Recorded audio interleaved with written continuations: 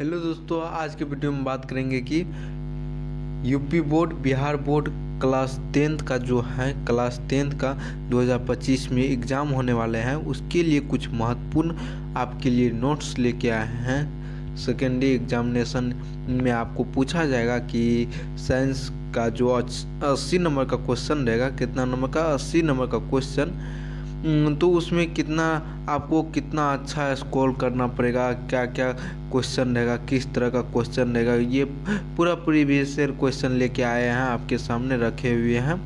तो चलिए आज के लेक्चर में आज की वो टॉपिक का क्वेश्चन करना है, प्रीवियस ईयर क्वेश्चन करना है जो आपके एग्ज़ाम में हर बार लगभग पूछा गया है। तो चलिए शुरुआत करते हैं। फर्स्ट क्वेश्चन आपके सामने उपस्थित हो गया है। फर्स्ट क्वेश्चन का आंसर का जवाब दीजिए आप लोग। और ये बिहार बोर्ड यूपी बोर्ड दोनों के लिए है, कहा कि साइंस का सब्जेक्ट सेम रहता है, सेम क्वेश्चन पूछा जाता है। तो आप सभी निश्चित रहिए, घबराइए मत। एनसीईआरटी पर बेस है, आप सभी इस पे हर वो क्वेश्चन का आंसर का जवाब दीजिए और बताइए। तो पहला क्वेश्चन कहता है, किसी प्रकाश की स्रोत के सामने रुकावट रख देने पर क्या बनता है? रुकावट रख देने पे क्या बनेगा? छाया बनेगा ही। अगला क्वेश्चन कहता है, समतल दर्पण की फोकस दूरी होती है, समतल दर्पण की फोकस दूरी कितनी होती है? समतल दर्पण की फोकस दूरी अनंत होती है। इस तरह से अगला क्वेश्चन आपके सामने प्रस्तुत हो रहा है। और अगला कहता है, 1 मीटर फोकस दूरी, 1 मीटर फोकस दूरी वाले उत्तल लेंस की क्षमता कितनी होगी? 1 मीटर फोकस दूरी वाली उत्तल लेंस की क्षमता कितनी होगी? तो 1 डायमीटर होगा। क्या 1 डायमीटर होगा? तो इसी तरह अगला क्वेश्चन आपके सामने कहता है, निम्नलिखित में से किस लेंस का अपसारी लेंस कहते हैं? निम्नलिखित में से कौन सा लेंस है जिसको हम अपसारी लेंस कहते हैं? क्या अपसारी लेंस कहते हैं? कौन सा वह लेंस है जिसको हम अपसारी लेंस कहते हैं? तो उत्तल लेंस है। कौन सा है? उत्तल लेंस है। उसी तरह कहता है, जो जिसको इंग्लिश में समझ में आता है तो इंग्लिश में भी देख सकता है। कहता है, which the following of lens size is called driving lens? तो इस तरह कॉन्वेक्स लेंस हो जाएगा। अगला कहता है, प्रकाश की चाल विभिन्न माध्यमों में होता है, भिन्न भिन्न होता है। क्या होता है? प्रकाश का चाल अलग अलग माध्यम में अलग अलग होगा। उस तरह से अगला क्वेश्चन देखा जाए 6 नंबर का, किसी लेंस का उत्पन्न आवर्धन का ऐसा मात्रक क्या होता है? आवर्धन का ऐसा मात्रक क्या होगा? मात्रकहीन होगा, कुछ नहीं होता है। इस तरह से 7वां क्वेश्चन आपके सामने प्रस्तुत हो रहा है, जिसमें से कहता है क्वेश्चन, निम्नलिखित में से किसका अपवर्तनांक जो है अधिक होता है? क्या अपवर्तनांक अधिक होता है? तो हीरा का अपवर्तनांक क्या होता है? अधिक होता है। इस चारों के तुलना में, तीनों के तुलना में हीरा जो है सबसे अधिक होता है। और कितना होता है हीरा का? 2.42 होता है। क्या होता है? अपवर्तनांक 2.42 होता है हीरा का अपवर्तनांक। और इसका और देखा जाए तो रंग में बैगनी कलर का जो है अपवर्तनांक अधिक होता है। क्या बैगनी कलर का अपवर्तनांक अधिक होता है? बैगनी कलर का अपवर्तनांक अधिक होता है। इस तरह से देखा जाए तो अभिसारी लेंस बनता है। अभिसारी लेंस कहाँ बनता है? 8 नंबर का क्वेश्चन कहता है, अभिसारी लेंस कहाँ बनता है? आभासी और वास्तविक दोनों पे बनता है। इस तरह से अगला क्वेश्चन है आपके सामने, आकाश का नीला रंग होना किस परिघटना का परिणाम है? आकाश का जो है नीला रंग होना परिघटना का परिणाम है। कौन सा परिघटना का परिणाम है? आप सभी इस क्वेश्चन का राइट आंसर बताइए। परिकिरण का परिघटना का परिणाम है। आकाश का रंग जो है नीला होना कौन सा होता है परिणाम? तो परिकिरण। आकाश का रंग नीला होना परिकिरण का परिणाम है। अगला क्वेश्चन कहता है, प्रकाश का प्राथमिक वर्ण क्या होता है? प्राथमिक वर्ण क्या होता है? तीनों होता है, लाल नीला हरा, तीनों होता है प्राथमिक वर्ण। और ये सब क्वेश्चन आपको एग्जाम में रख के जाना है, यानी कि तैयार करके लेके जाना है, जिससे आपका एग्जाम में कोई भी क्वेश्चन छूटे ना। उसी तरह कहता है वृत्त की संख्या, प्रकाश की सुग्राही कोशिका कहाँ होता है? रेटिना में होता है, कॉर्निया में होता है, पुतली में होता है। तो ऑप्शन दिया गया है, इन ऑप्शनों का आंसर बताइए। इस क्वेश्चन का आंसर बताइए क्या होगा? रेटिना होगा। क्या होगा? रेटिना होगा। इसी तरह अगला क्वेश्चन कहता है दूरदृष्टि दोष उपचार किस लेंस का प्रयोग किया जाता है? किस लेंस का प्रयोग किया जाता है? दूरदृष्टि दोष में किस लेंस का प्रयोग किया जाता है? तो उत्तल लेंस में किया जाता है।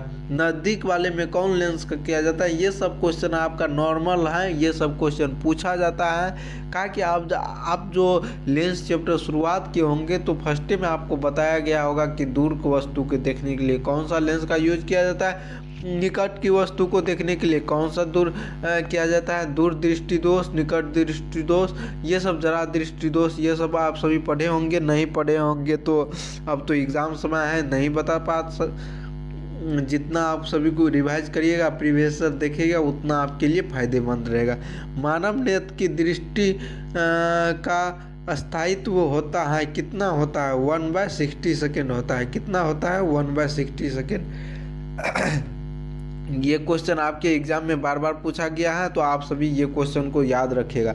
13 नंबर का क्वेश्चन आपके लिए वेरी इंपॉर्टेंट क्वेश्चन है। 1/60 सेकेंड होगा। कितना होगा? 1/60 सेकेंड। ये बार बार आपके एग्जाम में पूछा गया। अगर इस तरह का क्वेश्चन रहेगा तो आपको याद रखना है 1/60 सेकेंड, ना कि 1/10 सेकेंड मारना है। अगला क्वेश्चन कहता है 14 नंबर, निम्नलिखित में से कौन सा मात्रक जो है वाट का बराबर होता है? वाट के बराबर होता है। जूल पर सेकेंड जो है वाट के बराबर होता है।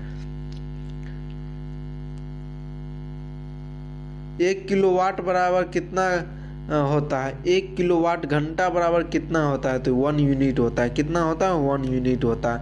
और उसी तरह अगला क्वेश्चन देखा था, तो विद्युत शक्ति का एसआई मात्रक क्या होता है? अगला क्वेश्चन कहता है विद्युत शक्ति जो है उसका एसआई मात्रक क्या है? विद्युत शक्ति का एसआई मात्रक क्या है? वाट है। विद्युत शक्ति का एसआई मात्रक क्या है? वाट है। इस तरह से अगला देखा जाए 1 किलोवाट घंटा बराबर होता है 3.6 गुने 10⁶ जूल होता है। कितना होता है? 1 किलोवाट घंटा बराबर 3.6 गुने 10⁶ जूल होता है। कितना होता है? 6 जूल होता है। ये आपके एग्जाम में बार बार पूछा जाता है, आपको आगे भी काम देगा। ये फार्मूला 1 किलोवाट घंटा बराबर कितना होता है? कितना होता है? 3.6 गुने 10⁶ जूल होता है। इस तरह से आगे देखा जाए तो दाएं हाथ के अंगूठे के नियम किसने प्रतिपादित किया था? मैक्सवेल ने प्रतिपादित किया था। कौन प्रतिपादित किया था? मैक्सवेल ने। दाएं हाथ का अंगूठे का नियम कौन दिया था? मैक्सवेल ने दिया था। इस तरह का था विद्युत धारा के सिद्धांत पर कार्य करता है। कौन सा सिद्धांत पे विद्युत फ्यूज जो है विद्युत धारा के सिद्धांत पे कार्य करता है? तो उसमें किस पे काम करता है? उष्मीय पे। किस पे काम करता है? उष्मीय पर। उस तरह से अगला देखा जाए 20 नंबर का, तो 1 MA बराबर कितना होता है? मिली एम्पियर बराबर कितना होता है? 1 मिली एम्पियर बराबर कितना होता है? 10⁻³ एम्पियर होता है। इसी तरह अगला क्वेश्चन देखा जाए 21 नंबर का, तो कहता है प्रतिरोध का मान बढ़ाने के लिए प्रतिरोधकों को जोड़ा जाएगा। कौन सा क्रम में जोड़ा जाएगा? तो प्रतिरोध का मान बढ़ेगा। ये आप सभी पढ़े होंगे, तो आप सभी को ये आंसर पता होगा। तो ये आंसर को कमेंट बॉक्स में कमेंट करके बताना है। और 20 के बाद ये आपका रहा होमवर्क। क्या? ये रहा क्वेश्चन होमवर्क 21 नंबर, और लिख देना है 21 नंबर का आंसर ये। और एक अगला क्वेश्चन देंगे जो आपका टोटल 40 क्वेश्चन बनाना पड़ता है 80 क्वेश्चन में से। तो आपको 2 अभी 40 क्वेश्चन करेगा, जिसमें से 2 क्वेश्चन आपके लिए होमवर्क रहेगा। आपको कमेंट में कमेंट करके बताना है, अगले क्लास में आएंगे तो बताया जाएगा। इलेक्ट्रिक हीटर जो होता है कुंडली बनाने के लिए पदार्थ का उपयोग किया जाता है। कौन सा पदार्थ का उपयोग किया जाता है कुंडली बनाने के लिए? तो आप लोग इस क्वेश्चन का राइट आंसर बताइए। नाइक्रोम का यूज किया जाता है। क्या? नाइक्रोम का कोई भी चीज़ बनाने के, जैसे बल्ब में नाइक्रोम का यूज किया जाता है, उसी तरह इसमें इलेक्ट्रिक हीटर में कौन सा कुंडली का यूज किया जाता है? नाइक्रोम का। रेड बल्ब जो होता है उसमें कौन सा यूज किया जाता है? नाइक्रोम का।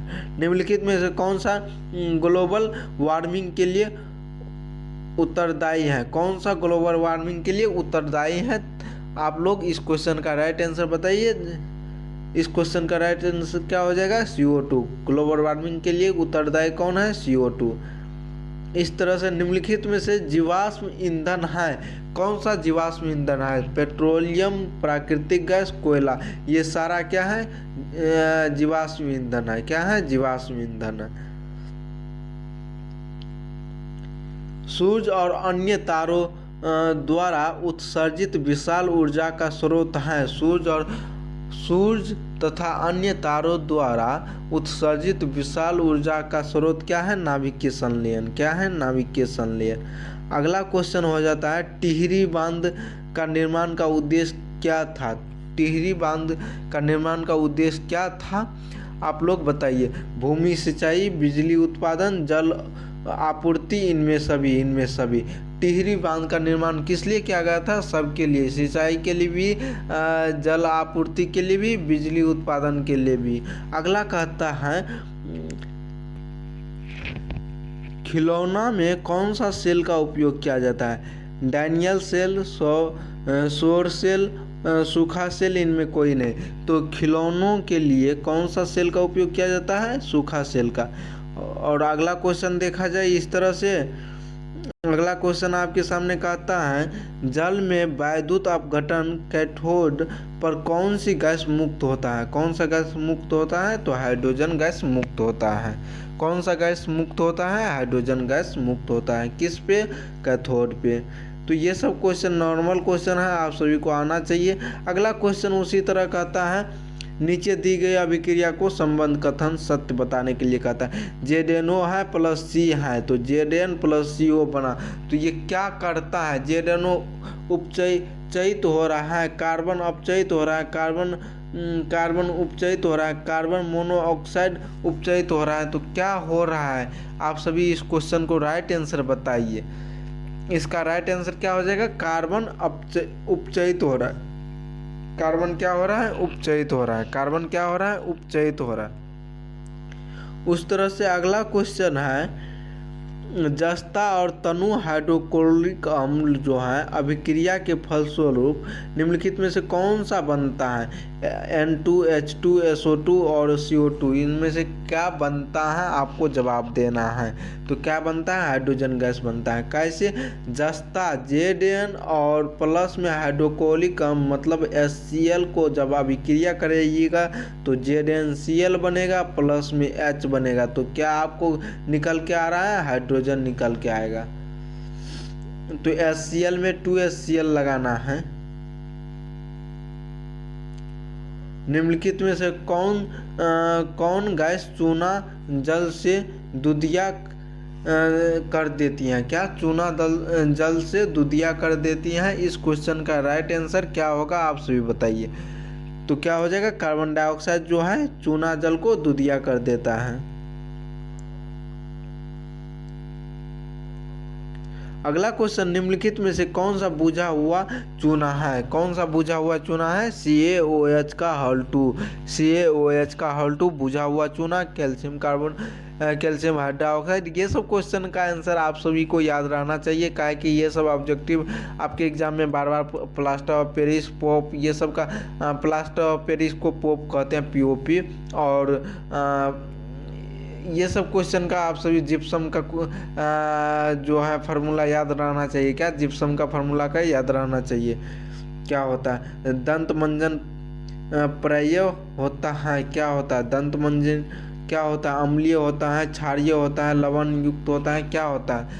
दंतमंजन है आपका क्षारीय होता है। क्या होता है? क्षारीय होता है। इस तरह से अगला क्वेश्चन देखा जाए 34 नंबर का, तो नींबू में कौन सा अम्ल पाया जाता है? नींबू में आप सभी को पता होगा, अगर नहीं पता होगा तो आज की वीडियो में याद कर लीजिए, साइट्रिक अम्ल होता है। कौन सा? साइट्रिक अम्ल होता है नींबू में। नींबू में कौन सा अम्ल होता है? साइट्रिक अम्ल होता है। इस तरह से अगला क्वेश्चन देखा जाए तो कहता है मिल्क ऑफ मैग्नीशिया का पीएच वैल्यू कितना होगा? ये क्वेश्चन आपके एग्जाम में बार बार पूछा गया है। मिल्क ऑफ मैग्नीशिया का पीएच वैल्यू कितना होता है? तो 10.5 होता है। मिल्क ऑफ मैग्नीशिया का पीएच वैल्यू कितना होता है? 10.5 होता है।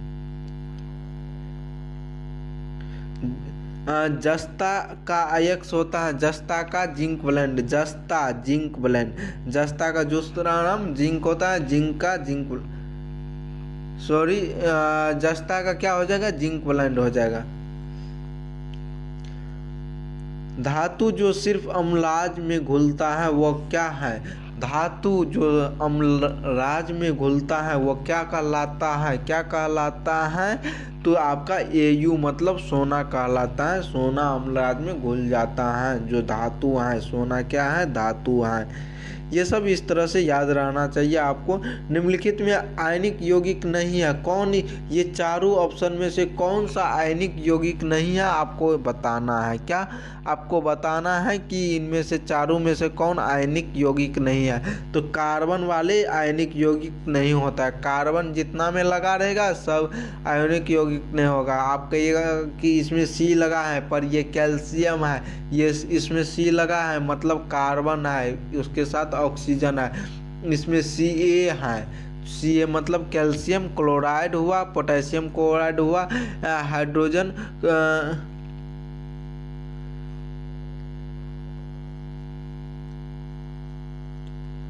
हीलियम गैस है। हीलियम गैस क्या है? अक्रिय गैस है। हीलियम क्या है? अक्रिय गैस है, जिसको नोबेल गैस भी कहा जाता है। ये कौन सा ब्लॉक? 18वां ब्लॉक का आता है। कौन सा वर्ग का आता है? 18वां वर्ग का आता है। 18वां वर्ग का सब गैस क्या होता है? अक्रिय या नोबेल गैस जिसको कहते हैं।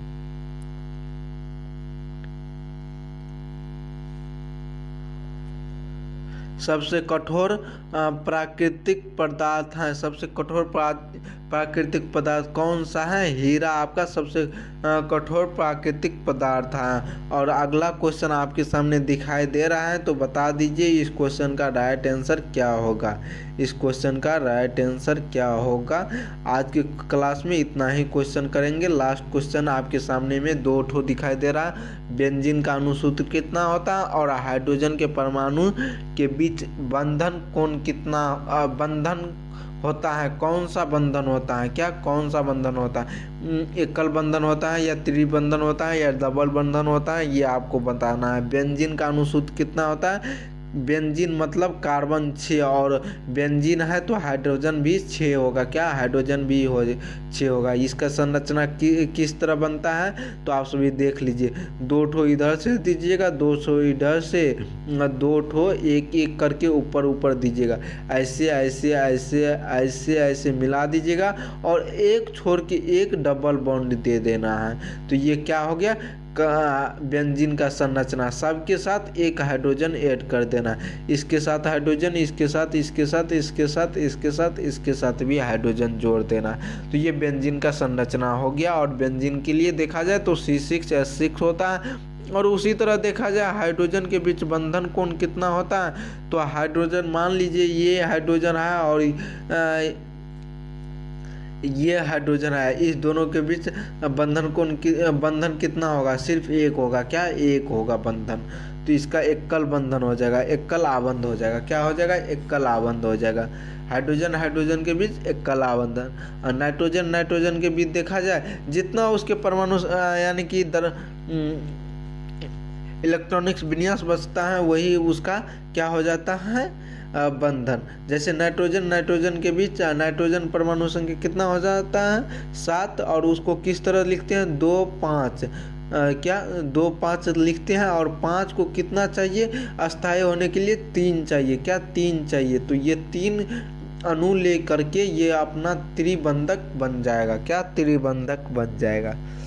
तो इस तरह से आज की क्लास में यहीं तक रखते हैं। अगर चाहते हैं कि इससे आगे इस सेट का पूरा क्वेश्चन चाहिए, इस सेट का पूरा क्वेश्चन चाहिए ये जो सेट अभी किए, ये सेट का आपका पूरा क्वेश्चन चाहिए 1 to 80 क्वेश्चन, तो आप सभी इस चैनल पे जुड़ के और इस वीडियो में कमेंट करके बता सकते हैं, जिसके कारण आपको मिल जाएगा।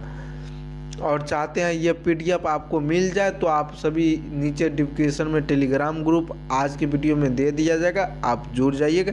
अगर आपको नहीं मिल पाएगा तो किसी और पुराने वीडियो में जाकर टेलीग्राम ग्रुप देख सकते हैं, आपको प्रोवाइड कर दिया गया है। तो आप सभी वहाँ पे ज्वाइन होकर के ये पीडीएफ सबको लाभ ले सकते हैं। तो जय हिंद, आज की वीडियो में यहीं तक रखते हैं। अगले वीडियो में आएंगे तो इससे आगे देखेंगे कितना 42 से आगे देखेंगे, क्या 42 से आगे देखेंगे।